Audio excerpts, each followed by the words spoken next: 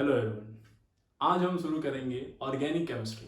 Organic chemistry में basically सबसे पहले ऑर्गेनिक केमिस्ट्री से पहले कि हम लोग कुछ पढ़ें, पहले हम ये जानने की कोशिश करेंगे कि इसका डेवलपमेंट कैसे हुआ, कैसे organic chemistry I, history of organic chemistry और ऑर्गेनिक कंपाउंड्स कैसे। बेसिकली ये हम इसलिए पढ़ा रहे हैं आपको क्योंकि ये जानने के बाद एक नेचुरल शिफ्ट होगा, एक नेचुरल टेंडेंसी आपके अंदर आएगी ये जानने के लिए कि ऑर्गेनिक कंपाउंड्स होते क्या हैं, कैसे बनते हैं, क्या एप्लीकेशंस हैं इनके। थोड़ा सा एक इंटरेस्ट आपका डेवलप हो जाएगा। ऑल्दो इस चैप्टर से क्वेश्चन तो नहीं आते, मीन्स इस टॉपिक से क्वेश्चन नहीं आएंगे, लेकिन ये एक इंटरेस्ट डेवलप करेगा आपका ऑर्गेनिक केमिस्ट्री के लिए। तो चलिए स्टार्ट करते हैं। Organic history of organic compound, ये टॉपिक सभी के लिए है, जितने ऑर्गेनिक लवर्स हैं और केमिस्ट्री लवर्स हैं या फिर नहीं भी हैं, फिर भी उनके लिए जरूरी है अगर जानना, थोड़ा सा इंटरेस्ट शिफ्ट करना है अपना ऑर्गेनिक की तरफ, तो आपको ये चीज जाननी थोड़ी सी जरूरी हो जाती है। ये लेक्चर किसी के लिए भी है, चाहे वो क्लास 8th का हो, 9th का हो, 10th का हो, 11th 12th या ड्रॉप आउट हो चुका हो बच्चा, हर कोई इस टॉपिक को एक्सेस कर सकता है, समझ सकता है बहुत बहुत इजीली। तो देखिए, हिस्ट्री ऑफ ऑर्गेनिक कंपाउंड्स की जो बात करें, कैसे ऑर्गेनिक कंपाउंड्स आए, तो चलिए थोड़ा सा बात कर लेते हैं पुराने टाइम की, राजा महाराजाओं के टाइम की। तो राजा महाराजा जो हुआ करते थे उस समय पे जब युद्ध हुआ करता था, युद्ध के बाद जब वो लोग वापस लौटते थे, तो जो भी उनको जो युद्ध में घायल जो सैनिक होते थे या वो खुद राजा हो जाते थे घायल, तो उनके घाव को भरने के लिए वैद्य हुआ करते थे वहां पे।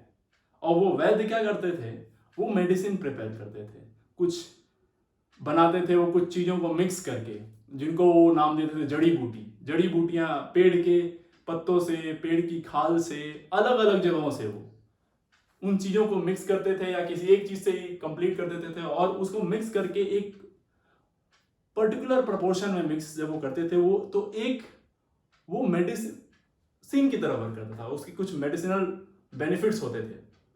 तो ये सब ड्रामा चलता था उस टाइम पे, उससे पहले भी यही चलता था, लेकिन उनको ये नहीं मालूम था। वो एक बस उसको कभी यूज किया, कहीं कहीं एक बार बनाया, यूज किया, अगर जो काम किया तो उसको मेडिसिन का नाम दे दिया गया। अलग अलग चीजों के लिए, चोट के लिए अलग था, पेन के लिए अलग था, तो उस समय पे अलग अलग जड़ी बूटियां काम आती थी। लेकिन तब तक लोगों को ये नहीं मालूम था एग्जैक्टली कि इसमें है क्या, ये क्यों ऐसा हो रहा है। बस लोग उसको ले आते, यूज करते और बस एक्सपेरिमेंट करते उस पर, बस कि ये सही है कि नहीं सही है।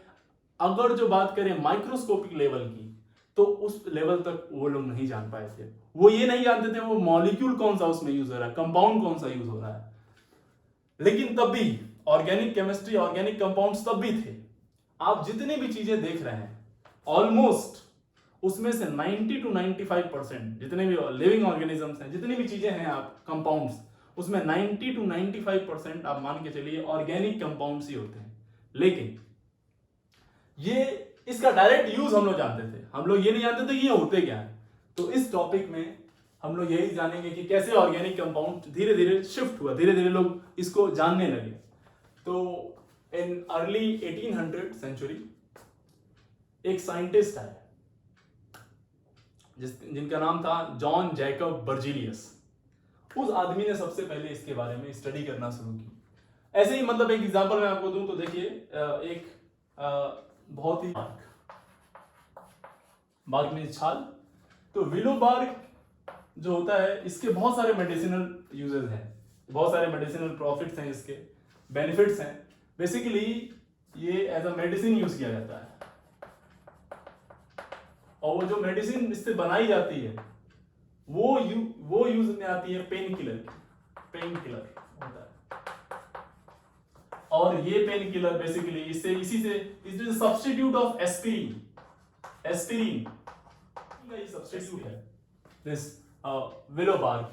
तो ये बहुत सारे कलर की होती है, व्हाइट होती है, ब्लैक होती है, वॉयलेट कलर की होती है, अलग अलग कंट्रीज में अलग अलग तरह की पाई जाती है।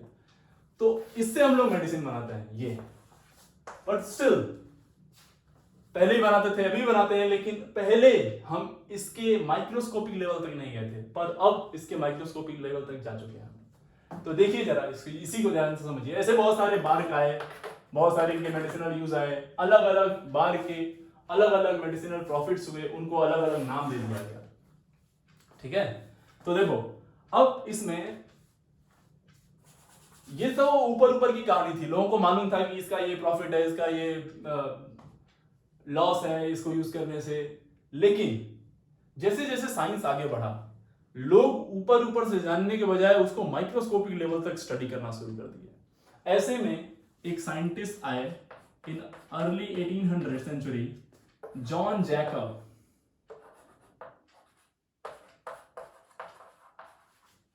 Jacob Berzelius.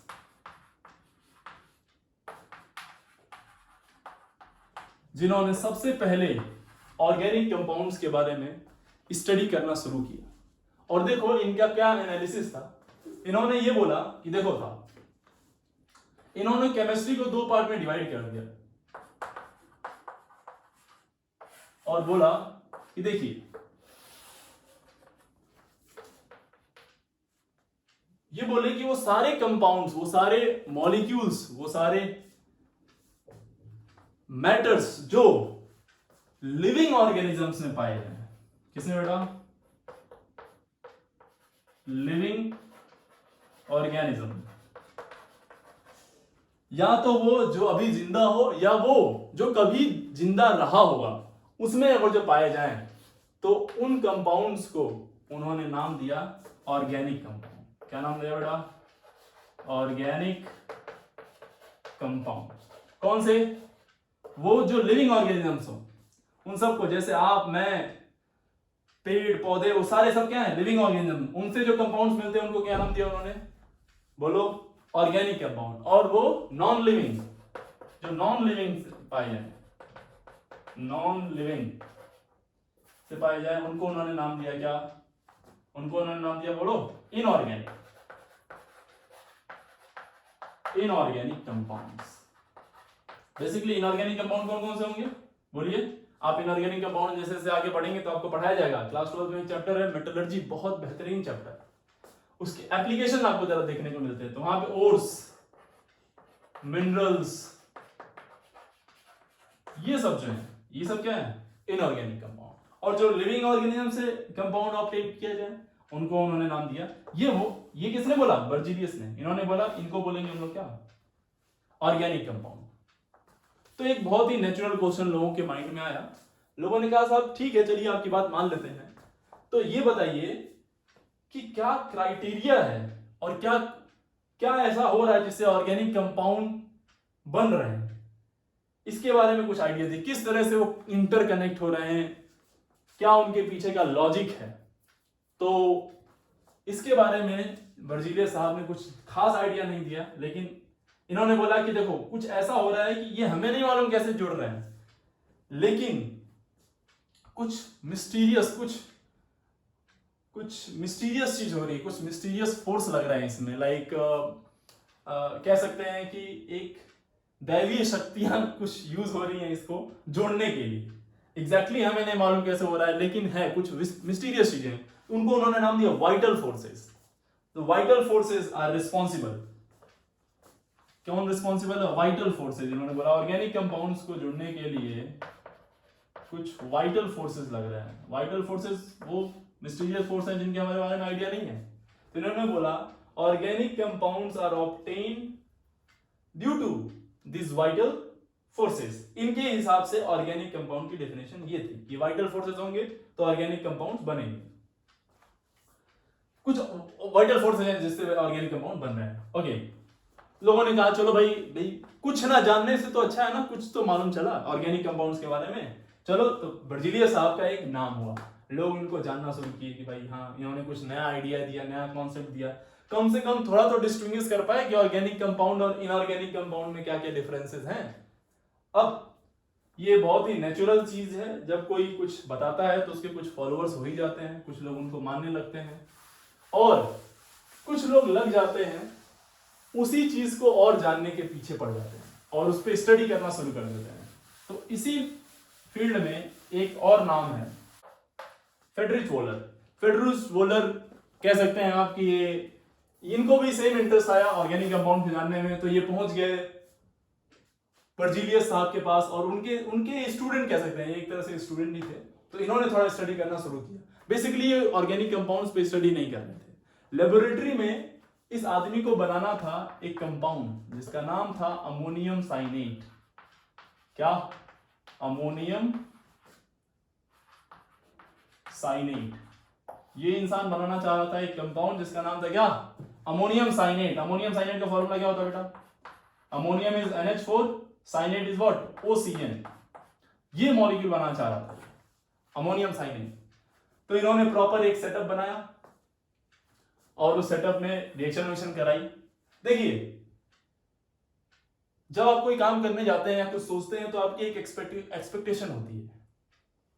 आप सोचते हैं ऐसा ऐसा इसको करेंगे, और एक होती है रियलिटी। एक्सपेक्टेशन और रियलिटी में बहुत कम टाइम ऐसा होता है जब ये दोनों एक साथ मिल जाती हैं। आपके साथ अक्सर होता होगा कि एक्सपेक्टेशन और रियलिटी में बहुत डिफरेंस। आप सोचते होंगे चलो आज उठते हैं, आज 10 घंटा पढ़ेंगे, आज 12 घंटा पढ़ेंगे, 14 घंटा पढ़ेंगे, और वो 10 का 0 हट जाता है, 12 का 2 हट जाता है, 14 का 4 हट जाता है। कुछ इस तरह से आपके साथ ड्रामे होते हैं। अब आप में से हो सकता है कुछ कहे नहीं सर, हम तो जो सोचते हैं वही कर लेते हैं, एकदम एक्सपेक्टेशन हमारा पूरा मैच करता है। तो तब अगर जो तुम्हारा एक्सपेक्टेशन ही ऐसा है कि एक वेब सीरीज एक दिन में आज खत्म कर देंगे, 1-2 मूवी आज देख जाएंगे, तो एक्सपेक्टेशन ऐसा होगा तो वो तो फुलफिल हो ही जाएगा। ऐसे एक्सपेक्टेशन की हम लोग बात नहीं कर रहे हैं, जो रियलिटी में कन्वर्ट हो रहा है आपका। हाँ, अगर जब पढ़ाई में कर पा रहे हैं तो बहुत बेहतरीन, शानदार, बिल्कुल जबरदस्त, जिंदाबाद। ठीक है, तो चलिए, अब ऐसे ही फ्रेंडली रोलर ने भी सोचा चलो भाई आज लेबोरेटरी में अमोनियम साइनेट बनाया जाए। ठीक, अमोनियम साइनेट बनाने के लिए इन्होंने क्या किया? एक सेटअप बनाया, एक रिएक्शन कराई। किसकी? सिल्वर साइनेट AgOCl की रिएक्शन कराई अमोनियम क्लोराइड से, NH4Cl से। ठीक, एक्वस में ले लिया इसको भी एक्वस में ले लिया।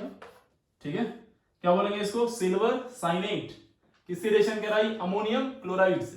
सिल्वर साइनेट को अगर आप ब्रेक करें, अब आप बहुत ज्यादा केमिस्ट्री नहीं अभी जानते हैं, कोई दिक्कत वाली बात नहीं है, लेकिन सिल्वर जहां भी मिलेगा आपको ये पॉजिटिव मिलेगा, OCN माइनस तो एक नेगेटिव आ जाएगा। NH4Cl में अगर देखें तो अमोनियम प्लस होता है और क्लोरीन माइनस होता है। इसमें अगर जो ब्रेक करें तो ये भी कैसे ब्रेक होगा? NH4 पे पॉजिटिव और OCN पे माइनस। जैसे जैसे आप और केमिस्ट्री और डिटेल में पढ़ेंगे तो आप समझ में आएगा कैसे इसको ब्रेक करना है। अभी इसके बारे में चिंता मत करिए। This is what silver cyanate. Silver cyanate and this is what? Ammonium chloride। तो सिल्वर साइनेट को अमोनियम क्लोराइड के साथ मिक्स किया। तो देखो जरा, अब आप खुद सोचो, जैसे इस तरह से मान लो एक कंटेनर है, ठीक है, और ये एक दूसरा कंटेनर है। इसमें आपने क्या किया बेटा? इसमें आपने भर दिया क्या? बोलो, सिल्वर साइनेट यानी कि AgOCl, और इसमें भर दिया आपने क्या? दूसरा वाला कंपाउंड अमोनियम क्लोराइड, और इन दोनों को मिक्स किया, इंटरमिक्स किया। इंटरमिक्स करने के बाद कुछ इस तरह से एक बड़ा सा बॉक्स आया। अब इसमें हमें चेक करना है कि इसमें कंपाउंड कौन से मिले। ठीक, तो देखो जरा, अब इन दोनों को मिलाना है, और रिएक्शन अगर जो हो रही है तो हम कहेंगे कि कोई इधर से जुड़ के इससे जुड़ रहा है, और इधर का कुछ पार्ट आके इधर जुड़ रहा है। तो आप खुद लॉजिक लगाओ, कौन किससे जुड़ेगा बताओ? ये पॉजिटिव से जुड़ने का ऑप्शन है, और इस पॉजिटिव का नेगेटिव से जुड़ने का ऑप्शन है। किससे जुड़ेगा? लॉजिक लगाओ। क्या पॉजिटिव के साथ जुड़ेगा? बोलिए, क्या पॉजिटिव जुड़ सकता है? बोलिए, बिल्कुल नहीं। पॉजिटिव रिपेल करते हैं, किससे जुड़ेगा? ये पॉजिटिव नेगेटिव से। तो क्या बनेगा यहाँ पे? यहां से बन जाएगा Ag और Cl मिलेगा तो क्या बनेगा? AgCl। अब उस कंटेनर के अंदर क्या बच गया? 2 बच गए। अब ये लोग तो भाई जुड़ गए आपस में, अब ये दोनों बेचारे मुंह देख रहे हैं। अब हम क्या करें? तो देखो, ये पॉजिटिव और ये क्या है? नेगेटिव। तो पॉजिटिव और नेगेटिव भी क्या करेंगे? आपस में बोलेंगे चलो भाई ये लोग मिल गए, चलो हम लोग भी मिल ही लेते हैं, क्या करना है। तो ये लोग भी आपस में मिले, NH4OCl, और एक नया मॉलिक्यूल फॉर्म कर दिए, जिसकी तलाश थी किसको? वोलर को। ये कौन सा? वो वही मॉलिक्यूल है जिसको वोलर बनाना चाहते थे, NH4OCl। NH4OCl अमोनियम साइनेट, और ये अभी फिलहाल आया आपके एक्वस के फॉर्म में। देखना बेटा, जब ये ड्रामा होता है तो ये जो AgCl बनता है ये प्रेसिपिटेट हो जाता है, ये सॉलिड के फॉर्म में आता है, PPT बनती है इसकी। यानी कि जब इन दोनों की रिएक्शन कराएंगे तो नीचे कुछ होगा जो बैठ जाएगा यहाँ पे सॉलिड के फॉर्म में। ये this is what AgCl settle down हो जाता है। और ये जो पार्ट है, जो बचा हुआ पार्ट है, ये है आपका NH4OCl। इसको क्या किया उन्होंने, फिल्टर कर लिया, इसको फिल्टर कर लिया। फिल्टर करने के बाद क्या हुआ, AgCl निकल गया होगा और क्या बचा, सिर्फ क्या बचा यहां पे, NH4OCl, सिर्फ ये बचा, अमोनियम साइनेट। और फिर यहां से उन्होंने देखो, तो जो उनको चाहिए था वो मिल गया, अमोनियम साइनेट चाहिए था और अमोनियम साइनेट यहां पे ऑब्टेन हो गया। फिर उन्होंने थोड़ा सा इसको आगे बढ़ाया, इसी प्रोसेस को थोड़ा आगे बढ़ाया। See ammonium cyanate is inorganic compound, ये इनऑर्गेनिक कंपाउंड है, is inorganic compound, is not organic, ध्यान रखना इसको। Ammonium cyanate is inorganic compound. इसको क्या किया उन्होंने, हीट किया, 60 डिग्री सेंटीग्रेड पे इसको हीट किया और फिर इसको क्रिस्टलाइज कर दिया, क्रिस्टलाइजेशन कर दिया इसका, ठीक है, समझना ध्यान से। सी जब भी किसी लेबोरेटरी में किसी कंपाउंड को बनाते हैं तो उसको सेपरेट करने का, उसको रखने का एक तरीका होता है। किसी को आप सॉलिड फॉर्म में रखते हैं, किसी को आप लिक्विड फॉर्म में रखते हैं, अलग अलग फॉर्मेट में। तो अमोनियम साइनेट को उन्होंने सॉलिड फॉर्म में रखने की कोशिश करी, तो उन्होंने पहले उसको हीट किया 60 डिग्री सेंटीग्रेड के आसपास में, दिस सिंबल ऑफ हीट, और फिर इसको क्रिस्टलाइज किया। क्रिस्टलाइज किया तो उसको एक सॉलिड के फॉर्म में आ गया वो चीज एक किस फॉर्म में आ गया बेटा, एक सॉलिड के फॉर्म में आ गया। और जब सॉलिड के फॉर्म में आई तो उन्होंने एक नई चीज ऑब्जर्व करी, देखा कि इसका मॉलिक्यूलर फॉर्मूला अब NH4OCl के जैसा नहीं है, अब ये एक नई चीज ऑब्टेन हो गई जिसको उन्होंने नाम दिया यूरिया, जिसको बोला ये क्या है, यूरिया है। और ये यूरिया का फॉर्मूला क्या होगा, NH2CO। दिस इज, ये है ऑब्टेन हुआ, ये मैं इसको हटा रहा हूं जरा,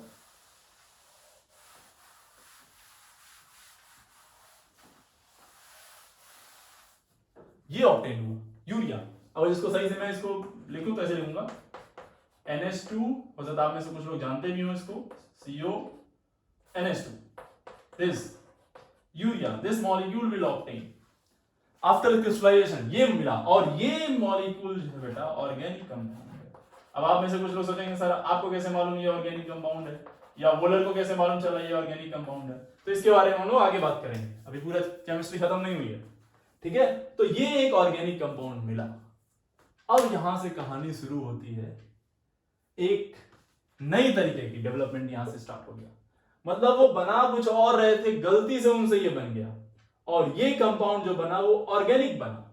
यानी कि अब उनको एक बात चमका कि जो हमारे गुरुजी कह रहे थे कि साहब हम ऑर्गेनिक कंपाउंड्स हम नहीं प्रिपेयर कर सकते, ये नेचर में खुद से बनते हैं और उनके पीछे जो फोर्सेस होते हैं दे आर वाइटल फोर्सेस। अब वो बात गलत होती हुई साबित हो रही है यहाँ पे। अब यहां से एक नया थ्योरी डेवलप हो रहा है मार्केट में, और हम यहां से ये कह सकते हैं कि दीज आर व्हाट बेटा, दीज आर इनऑर्गेनिक कंपाउंड्स। और इनऑर्गेनिक कंपाउंड से हमने क्या बनाया, एक ऑर्गेनिक कंपाउंड। और कहां पे बनाया ये ड्रामा, सब कहां हुआ, लेबोरेटरी में। यानी कि क्या हम ये कह सकते हैं कि ऑर्गेनिक कंपाउंड्स को लेबोरेटरी में प्रिपेयर किया जा सकता है। तो यहां से एक नई कहानी शुरू हो गई कि ये अराउंड 1828 के आसपास की कहानी है, जब ये ड्रामा हुआ था लेबोरेटरी में पहली बार। तो सबसे पहली बार जब क्या हुआ, इनऑर्गेनिक कंपाउंड से ऑर्गेनिक कंपाउड बनाया गया, तो लोगों का पूरा पर्सपेक्टिव ही चेंज हो गया। लोग ऑर्गेनिक कंपाउंड की तरफ अब देखने शुरू कर दिया। अब ये देखो माइक्रोस्कोपिक लेवल की स्टडी हो गई। अब जैसे जैसे लोग अलग अलग मॉलिक्यूल्स के बारे में जानेंगे, एक बार आप सब स्टडी जब कर लेंगे तो उसके एप्लीकेशन के बारे में जानने की कोशिश करेंगे, और ढेर सारे लाखों करोड़ों अरबों बहुत सारे ऑर्गेनिक कंपाउंड्स आप इन्हीं एटम और मॉलिक्यूल की हेल्प से आप बनाएंगे। ठीक, इसमें एक पार्ट आएगा आगे चल के, आप अल्कोहल बनाना भी सीखेंगे कि 10-12 तरीके आपको बताए जाएंगे अल्कोहल बनाने के, सैनिटाइजर बनाने के, मेडिसिन बनाने के, बहुत सारे तरीके। इवन सारी चीजें जो आपके सराउंडिंग में दिख रही हैं, they all are made by what, atom, ion, molecule, इन्हीं सब से बना हुआ है। बस हमें एक बार इनको माइक्रोस्कोपिक लेवल तक की स्टडी चाहिए। तो यहां से एक कॉन्सेप्ट चेंज हुआ, लोगों के दिमाग में आया नहीं साहब अब हम कुछ और भी जान गए इसके बारे में, यानी कि इसको और पढ़ने की जरूरत है। तो यहां से कहानी शुरू होती है रियल स्टोरी ऑर्गेनिक कंपाउंड्स की। तो this is what organic compound NH2CO NH2। एक बार और देखो ध्यान से, एक फोकस करो यहीं पे। अमोनियम साइनेट और यूरिया, यूरिया आपको मालूम है it is a main constituent of what urine, urine में पाया जाता है। देखिए जरा वहां पे अमोनियम साइनेट का फॉर्मूला क्या है, दिस NH4OCN, ये है अमोनियम साइनेट। इसी को थोड़ा सा ऐसे लिखो, NH4 को मैं ऐसे लिख रहा हूं N, इसका 2 लिख दिया, NH2, CO को ऐसे लिख दिया मैंने C डबल बॉन्ड O, और एक N और इसका 2H यहां से यूज कर लिया NH2, यही तो है यूरिया। अमोनियम साइनेट कैसा था, अमोनियम साइनेट ऐसा था होता है बेटा, इसका स्ट्रक्चर देखेंगे तो आप ये कुछ इस तरह से स्ट्रक्चर के बाद अभी चक्कर में मत पड़िएगा कि कैसे मैंने बना दिया, आप नहीं बना पा रहे हैं, ये धीरे धीरे आपको पढ़ाया जाएगा जैसे जैसे चैप्टर आगे बढ़ेगा। OC ट्रिपल बॉन्ड N, ये इस तरह से, इस पे नेगेटिव होता है और इस पे पॉजिटिव होता है, और इनके बीच में एक आयनिक बॉन्ड होता है, और ये मॉलिक्यूल एक तरह से आयनिक मॉलिक्यूल हो जाएगा। और यहाँ पे सारे बॉन्ड कैसे हैं, कोवेलेंट, और कोवेलेंट बॉन्ड होंगे तो ये वाला मॉलिक्यूल कौन सा होगा, covalent molecule, this what urea. तो देखो ये दोनों मॉलिक्यूल क्या है, their molecular formula is same, इनका क्या है molecular formula, molecular formula is same, पर इनकी प्रॉपर्टी अलग अलग होगी। और ऐसी चीजें जिनकी मॉलिक्यूलर फॉर्मूला सेम हो और प्रॉपर्टी अलग हो, कम से कम एक प्रॉपर्टी कम से कम अलग हो लेकिन मॉलिक्यूलर फॉर्मूला सेम हो, तो आप में से बहुत लोगों को मालूम होगा कि इनको क्या बोलते हैं, क्या नाम देते हैं इनको, isomers. They are referred as what, isomers. बहुत डिटेल में इसके बारे में हम लोग पढ़ने वाले हैं आगे चल के, लेकिन फिलहाल ये दोनों का मॉलिक्यूलर फॉर्मूला सेम था, बस इंटरकनेक्शन जो हुआ एटम का आपस में, यहां पे कुछ और तरीके से हुआ, यहां पे कुछ और तरीके से हुआ। इंटरकनेक्शन होने की वजह से डिफरेंट डिफरेंट एटम से अलग अलग तरीके से जुड़ने से इनकी प्रॉपर्टी क्या हो गई, अलग अलग। और एक ही सेम फॉर्मूला का मॉलिक्यूल इनऑर्गेनिक है, सेम फॉर्मूला का मॉलिक्यूल क्या है, ऑर्गेनिक। और ये this was the first molecule which was made in what, laboratory. ठीक है, इसको ध्यान रखिए। तो ये सब हम लोग बातें लिख सकते हैं, जितनी बातें आपको बताई जा रही हैं, हो सकता है मैं बोर्ड पे नहीं लिख रहा हूं लेकिन बोल रहा हूं, उसको लिखते रहिएगा। तो सबसे पहला मॉलिक्यूल ये लेबोरेटरी में बनाया गया, इनको हम लोग बोलेंगे तो क्या बोलेंगे, आइसोमर्स। खैर इसके अलावा भी बहुत सारे ऑर्गेनिक कंपाउंड्स हैं, जैसे आपकी पूरी बॉडी ऑर्गेनिक कंपाउंड्स की बनी हुई है। जैसे अगर जो मैं यहाँ पे कुछ लिख रहा हूं, जितना भी चीजें मैंने इधर पे लिखा, जैसे मैं इस तरह से एक हरकत किया यहाँ पे, तो एक मूवमेंट आया मेरे हाथों में, मूवमेंट आया, मैंने क्या किया, इस हाथ का यूज करके कुछ वर्क किया, कुछ एनर्जी कंज्यूम हुई है इसमें। और जो एनर्जी कंज्यूम हुई, देखिए जरा उसके बारे में बात कर लेते हैं। जब हमने ये ड्रामा किया तो कुछ एनर्जी कंज्यूम हुई, वो एनर्जी कहीं से आई होगी, वो एनर्जी कहीं ना कहीं से आई होगी और वो खत्म हो गई। तो बेसिकली जो एनर्जी, वो जो का सोर्स जो है वो है कार्बोहाइड्रेट। जो मसल ने वर्क किया उसका वो कहां से आया, वो कार्बोहाइड्रेट से आया। कार्बोहाइड्रेट बहुत डिटेल में पढ़ेंगे हम लोग केमिस्ट्री, ऑर्गेनिक केमिस्ट्री में। तो कार्बोहाइड्रेट आपकी बॉडी में है, वो कंटिन्यूअस कन्वर्ट करता है, उससे उसका यूज करते हैं आप, एनर्जी आपकी बॉडी में जितनी भी है वो जस्ट बिकॉज ऑफ कार्बोहाइड्रेट। ऐसे ही मान लीजिए मैं आपको बोलूं कि यहाँ पे देखो, यहाँ पे देखो, इधर देखो, इधर यहाँ पे फोकस करिए जरा, इस पॉइंट पे फोकस करिए। क्या ये कुछ दिख रहा है आपको, हाँ ये दिख रहा है आपको, ये वाला मॉलिक्यूल। ओके, आपको मालूम, आपके देखने के प्रोसेस में ही एक केमिकल यूज हो चुका है, एक ऑर्गेनिक कंपाउंड यूज हो चुका है। क्या हुआ यहां से बताइए, आपने फिजिक्स में पढ़ा होगा कि एक बार जब इस पर लाइट फॉल करती है फिर वो आपके रेटिना पे आती है और फिर वो उल्टा रिफ्लेक्ट होता है और बहुत सारा ड्रामा होता है। तो सबसे पहला जब वो आया उस समय पे जो मॉलिक्यूल, जो कंपाउंड यूज हुआ वो रेटिनल यूज हुआ है, इट इज ऑर्गेनिक कंपाउंड। तो सबसे पहले जो आप इसको देख पा रहे हैं वो एक ऑर्गेनिक कंपाउंड की वजह से ही देख पा रहे हैं, पहली बात। दूसरी बात, जब इसको आपने सेंस किया, इसको समझने की कोशिश करी कि ये है क्या, एग्जैक्टली है क्या, तो जब आप न्यूरॉन्स के थ्रू उसको ले गए ब्रेन तक, तो वहां पे एक चीज होता है acid, amino acid. Amino acid के ब्रिजेस होते हैं, वो हेल्प करते हैं आपको इसको सेंस करने में। तो आप चाहे देखने से लेके सेंस करने तक, चाहे कोई वर्क कर रहे हैं, एनर्जी जहां पे कंज्यूम हो रही है, इन सब ड्रामे में जो चीज यूज हो रही है वो सब है ऑर्गेनिक कंपाउंड। आपका डीएनए, आरएनए, ब्लड, जितनी भी सारी चीजें हैं मैक्सिमम सब ऑर्गेनिक है। और धीरे धीरे एक एक करके हम सारी ऑर्गेनिक कंपाउंड्स के बारे में पढ़ना शुरू करेंगे। This was the very basic chapter, कैसे डेवलप हुआ, किस तरह से जॉन जैकब से हम लोग वोलर तक आए, और वोलर के बाद हम लोग स्टार्ट करेंगे यहां से अब लेबोरेटरी में बनाना शुरू करेंगे ऑर्गेनिक कंपाउंड। तो इसके बाद हमारा नेक्स्ट लेक्चर होगा, अगेन बेसिक चैप्टर ही है लेकिन बहुत इंपॉर्टेंट चैप्टर है, वो इससे भी कहीं ज्यादा इंपॉर्टेंट चैप्टर है, ये कहीं पूछा नहीं जाएगा, ये बस आपके एक इंटरेस्ट के लिए था। नेक्स्ट टॉपिक से हम लोग स्टार्ट करेंगे IUPAC नॉमेनक्लेचर और थोड़ा सा आइडेंटिफिकेशन ऑर्गेनिक कंपाउंड का। ओके, आज के लिए बस इतना ही। Thank you very much.